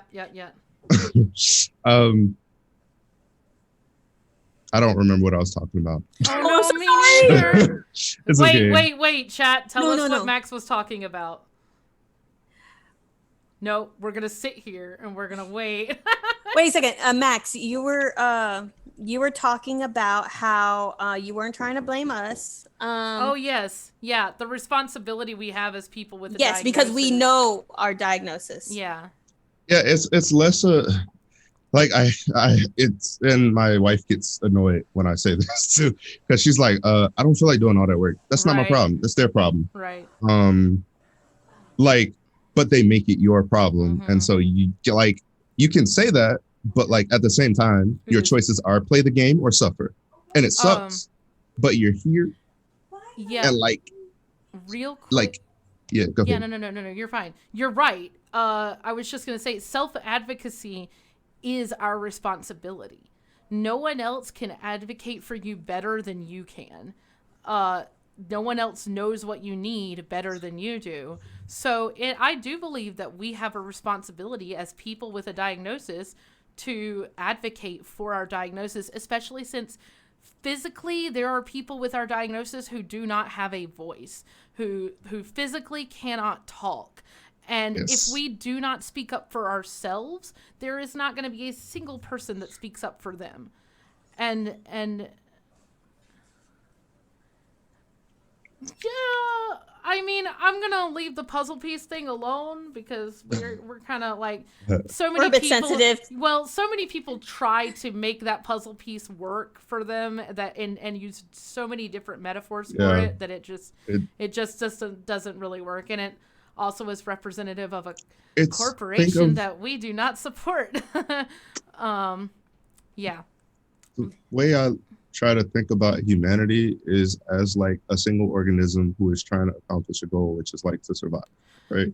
Right. And like within that, like we have roles that we're predisposed to fulfilling, and that requires that we be different. It's okay. And that's not bad. We are literally like biologically wired different, and it's not on accident. It is actually like if you look at like if you know anything about algorithms, we are, the way our brains are wired is almost like machine learning. We learn through experience, but that's also it's a weakness initially, but it's also a strength. And like if you can understand, like if you start doing some like research on your own and you start understanding like literally what biologically makes you different, and like you can break that down to them and be like, okay, so like I don't produce as many of these specific like receptors in my brain, and so I have a lot of difficulty regulating my attention. When you bring out like, the science, people start going like, accept oh, it. They just accept it. Yeah. Especially Well, if you use enough big words. I'm from Texas. It counts on the science thing. So Sammy, I know that you were going to answer public citizens question. No, all I wanted to do was like, oh, I totally got that one. Yeah. Like, when I was, but then I accidentally, because we both started talking and when I was you're fine. So my bad. Public citizen, I actually think this is a good question for you because you were a special education teacher. Yes. This is probably my most important question. What do upper elementary teachers need to remember about neurodivergent students?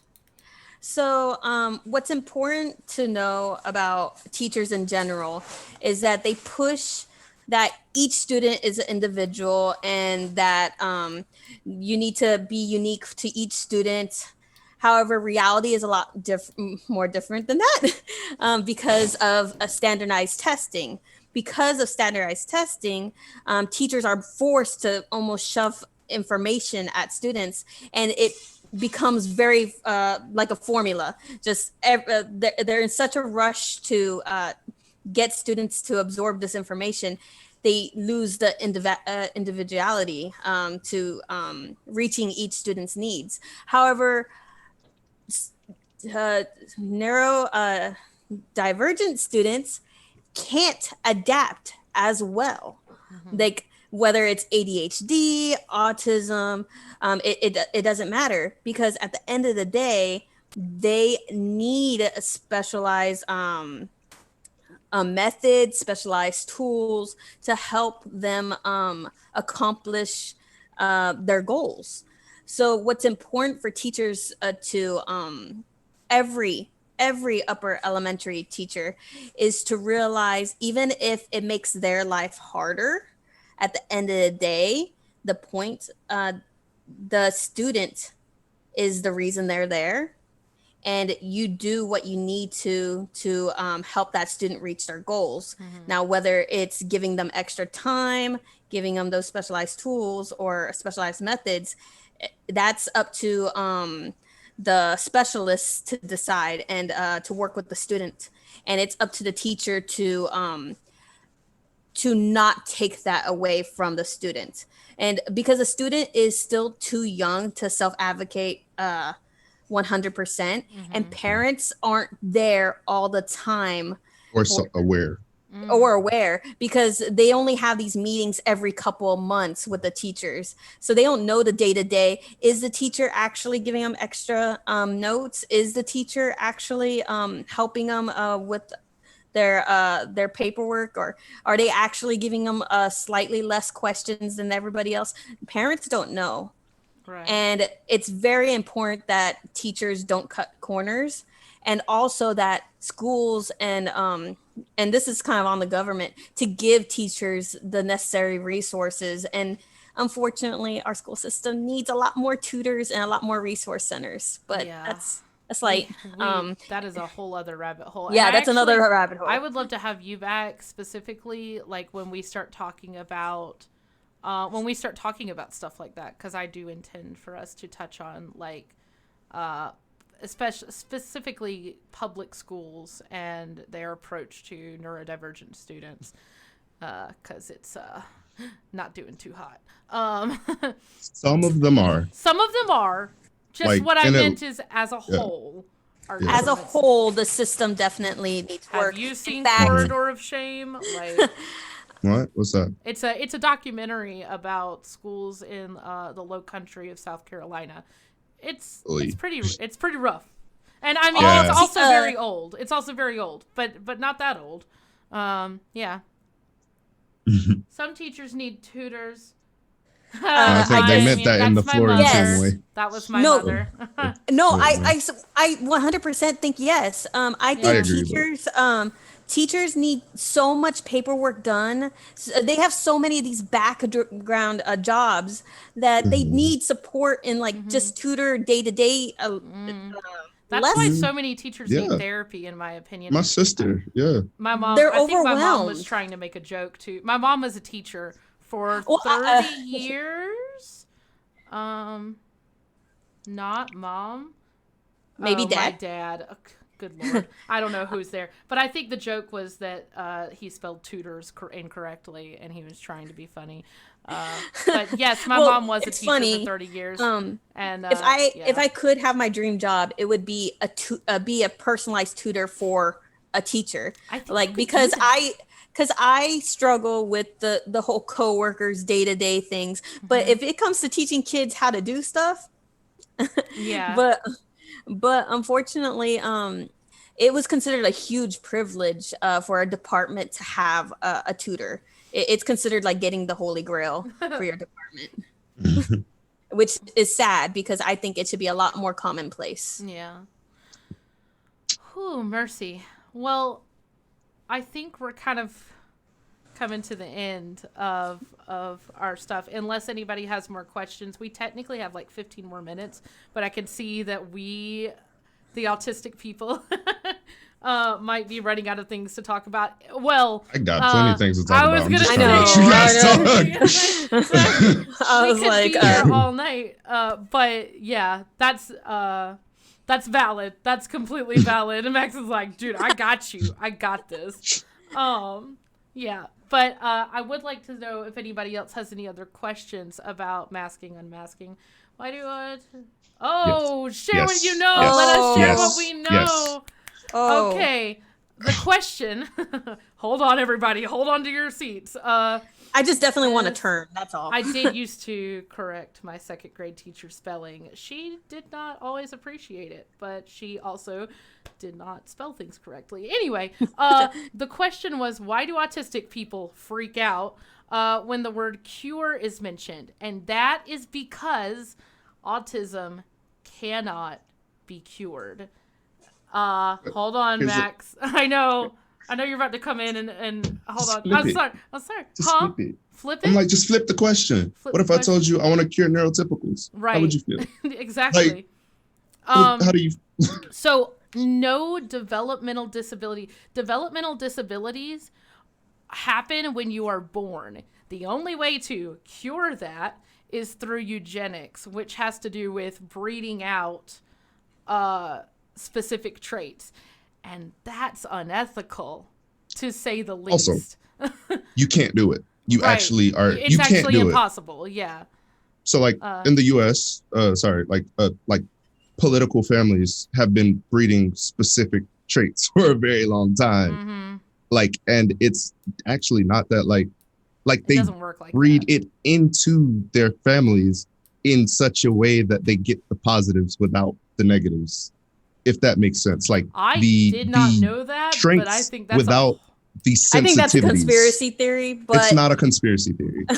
I've never heard of that theory, to It's be not a honest. conspiracy theory. I haven't heard of it, but we also don't have time to really get into that part of But it. yeah. But the main point. Yeah, go ahead, Sammy. Sorry. I just if you want to finish your thought, I just want to turn. No, you're fine. The main point is that autism cannot be cured, and that's such a big thing because you have it from the moment you're born. Have you ever? I mean, it's not a disease. It's not something that you can overcome. It's not something you can recover from. It's not an illness. Go ahead. Okay, so we started talking about this earlier, and I actually didn't get to finish my thought. So I'm actually gonna be able to finish my thought with y'all here, the audience. So I brought up X-Men and how it's a huge conspiracy in X-Men when the mutants in that universe were offered a cure. And many of the mutants found that concept disgusting. Like, why would you want to erase who you are as a person? The thing is, at the end of the day, why do autistic people freak out? The word cure is mentioned. That's up to us to decide. Mm-hmm. Like, we're the ones living our lives, and we're the ones who live with all the positives and negatives. Right. No one else has a right to judge or have an opinion on what we feel for ourselves. The fact that it's impossible is one piece of the pie. Like, it doesn't.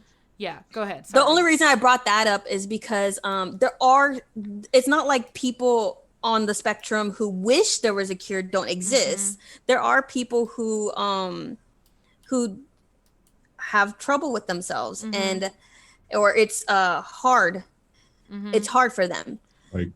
I will not judge how they feel about their own existence. Mm-hmm. I will advocate for them to get all the support that they deserve, and help them live the life to the fullest of their abilities.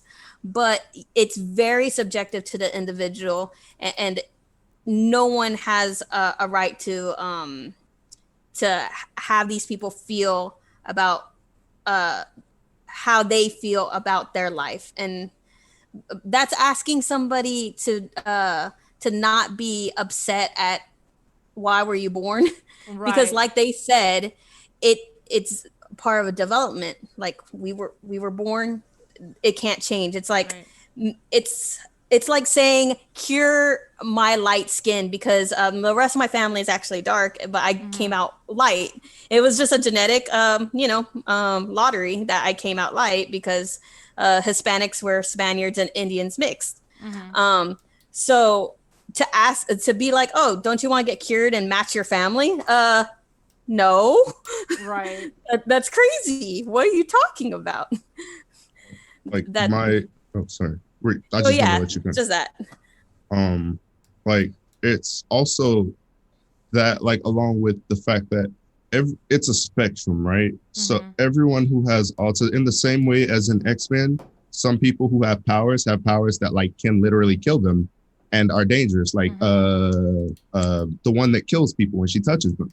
That's not Rogue. Yeah, like that. You can't love anyone, which and sucks. it hurts for them. Yeah, and like it's not that she doesn't want to, but she whatever. But like for some people, it is purely a benefit to them. Like so for the most part, like it's so beneficial to them that like for me, it's like hearing that somebody wants to cure me of autism is hearing somebody wants to reduce my IQ, make me less creative, make me less empathetic, and make me not able to step outside of a situation and look at it from like everything that makes you. Yeah. Max is cool. Not everything. No, not everything. Well, everything like the parts of me that are the things that are my toolkit. Right. Like so, because like I didn't get that to like their toolkit.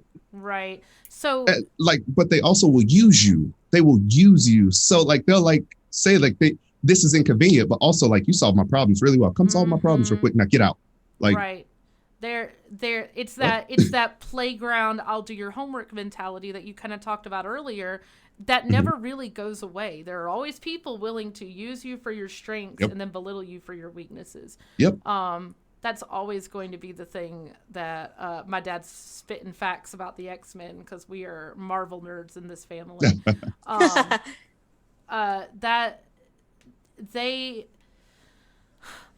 Autism is such a spectrum, and there are people who suffer more because of it. And I say suffer, not that they have worse autism. They suffer more because of the environment that they are in, because they do not have the support system that they should legally and ethically and just, humanely deserve. Helen Keller example. Yeah. People who... specifically people who are nonverbal have, in my opinion, suffer the most, in my opinion, especially at a young age, because they cannot speak for themselves. And there are some nonverbal people who are given the tools to speak for themselves. So like communicating on an iPad or using a vision board or things like that. And then some people are just sort of carried through their childhood by their family and treated like they can't think for themselves, when in reality they very much can. It is not, I truly don't believe that autism is the thing that needs the cure. I think it's the world's response to autism that needs the cure. But yeah, that and just supporting these people because we talked about this earlier, how or I talked about it, how I felt that communication was the biggest barrier for us, because those of us who are able to break that barrier and be able to communicate with other people, our lives are able to we're able to accomplish our goals because relationships or reaching what we want. But those who are trapped and cannot communicate with the outside world, they struggle, and it hurts, because if we could figure out how to reach them or make the world a better environment for them, that would make a world of a difference. And I think it's not necessarily that we want to cure them. We want to find out how to make their lives easier. Yeah. So, wow. Sorry, I just looked at the follower count because I'm extra. So, yeah. I do believe that every one of us as autistics either have had or are still kind of waiting to have that sort of breakthrough moment where the communication just sort of starts flowing. I do believe that a lot of that could be accomplished through self-advocacy. I want to be able to talk about things that you can say and things that you can communicate to neurotypical people, to your boss, to your teachers, to your friends, to your family, in order to help them understand what you're going through. And I truly do believe that it is not a lost cause by any means. Like, I believe that we are just at the beginning, because again, the world, the government didn't even start considering that we might need rights until 1990. So, we're still like in the first 20, 30 years. Sorry. I still feel like the 90s were only 10 years ago. Thank you, County, for following. Coyote? Sounds fun. Yeah.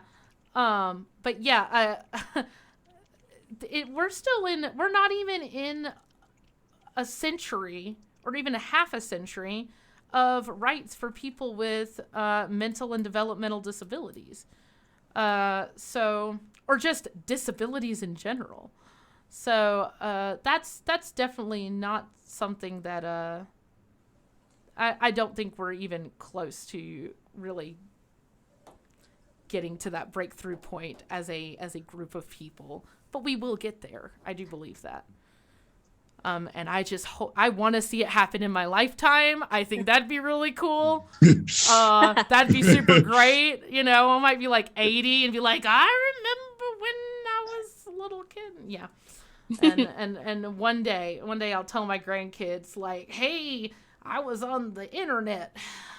Okay, so let's talk about the dark side of this conversation, which is if you No. make tools and resources more easy to get for a disorder, which is very easy to fake for those who know what the symptoms are. We literally have 4 minutes left in the stream. But I mean, like, just like, no, like, I don't want to go deep into it. I just want to touch on the aspect that, like, that is an actual possibility. Well, that's like, already a possibility. Yes, I mean, when that's you look already at a possibility. when you look at like all of the fake service dogs and things like that, like there's already so many people. And I've always said this, ever since I started really getting into self-advocacy, I have always said, you can only be responsible for yourself. Unless you want to go faker hunting, unless you want to go on a witch hunt for the fakers, there is literally nothing you can do to stop people from faking a disability. If somebody wants to sit in a wheelchair and roll themselves around all day and pretend like they can't walk, there's literally nothing you can do, because you're not them. And unless you want to go out of your way to push them out of their wheelchair and maybe make yourself look like a terrible person in the process of proving that they might be faking, like, there's just so many reasons why there's literally nothing we can do. And that's been a thing as long as the world has existed. No, you're faking. 100%. Yeah. You're 100% right. But not only that, that's why we have societies and communities. Basically, we do keep each other in check. The reason that murder is a no, you go to jail, is because we as a society made that a rule, a social contract with each other. Right. Like, if we find a fake, they get punished. But you can't you can't stop helping everyone just because someone might break the rule. That's like saying there might be a murderer out there, so never help anyone who's being murdered. Yeah. Well, yeah. Or yeah. I meant like more like just help a stranger, like that's fair. Like give them an umbrella when it's raining or something. It's like, oh no, they could be murderers. Yeah. It's like, take necessary precautions to protect yourself always, and but at the same time, you can't assume the worst of everyone, because then somebody who actually needs your help is going to miss out. If that makes sense. I just wanted to play devil's advocate for a second and just like ask the question, because it's like, it's one that somebody's probably thinking and doesn't want to ask, you know, like just to. No, yeah, like but I really do believe, and even then, if that person's faking it that much, I think they need a little help. Yeah, I think there might be some other issue at play. Yeah, there's some kind of issue. Like, man, if you really want all the struggles, more power. Yeah, you want. So you really want to be autistic? Could join us. We are coming up. We now are on the end of the stream. I thought we had run out of stuff to talk about. I don't know what I must be nuts. So I want to thank you guys so much for being here.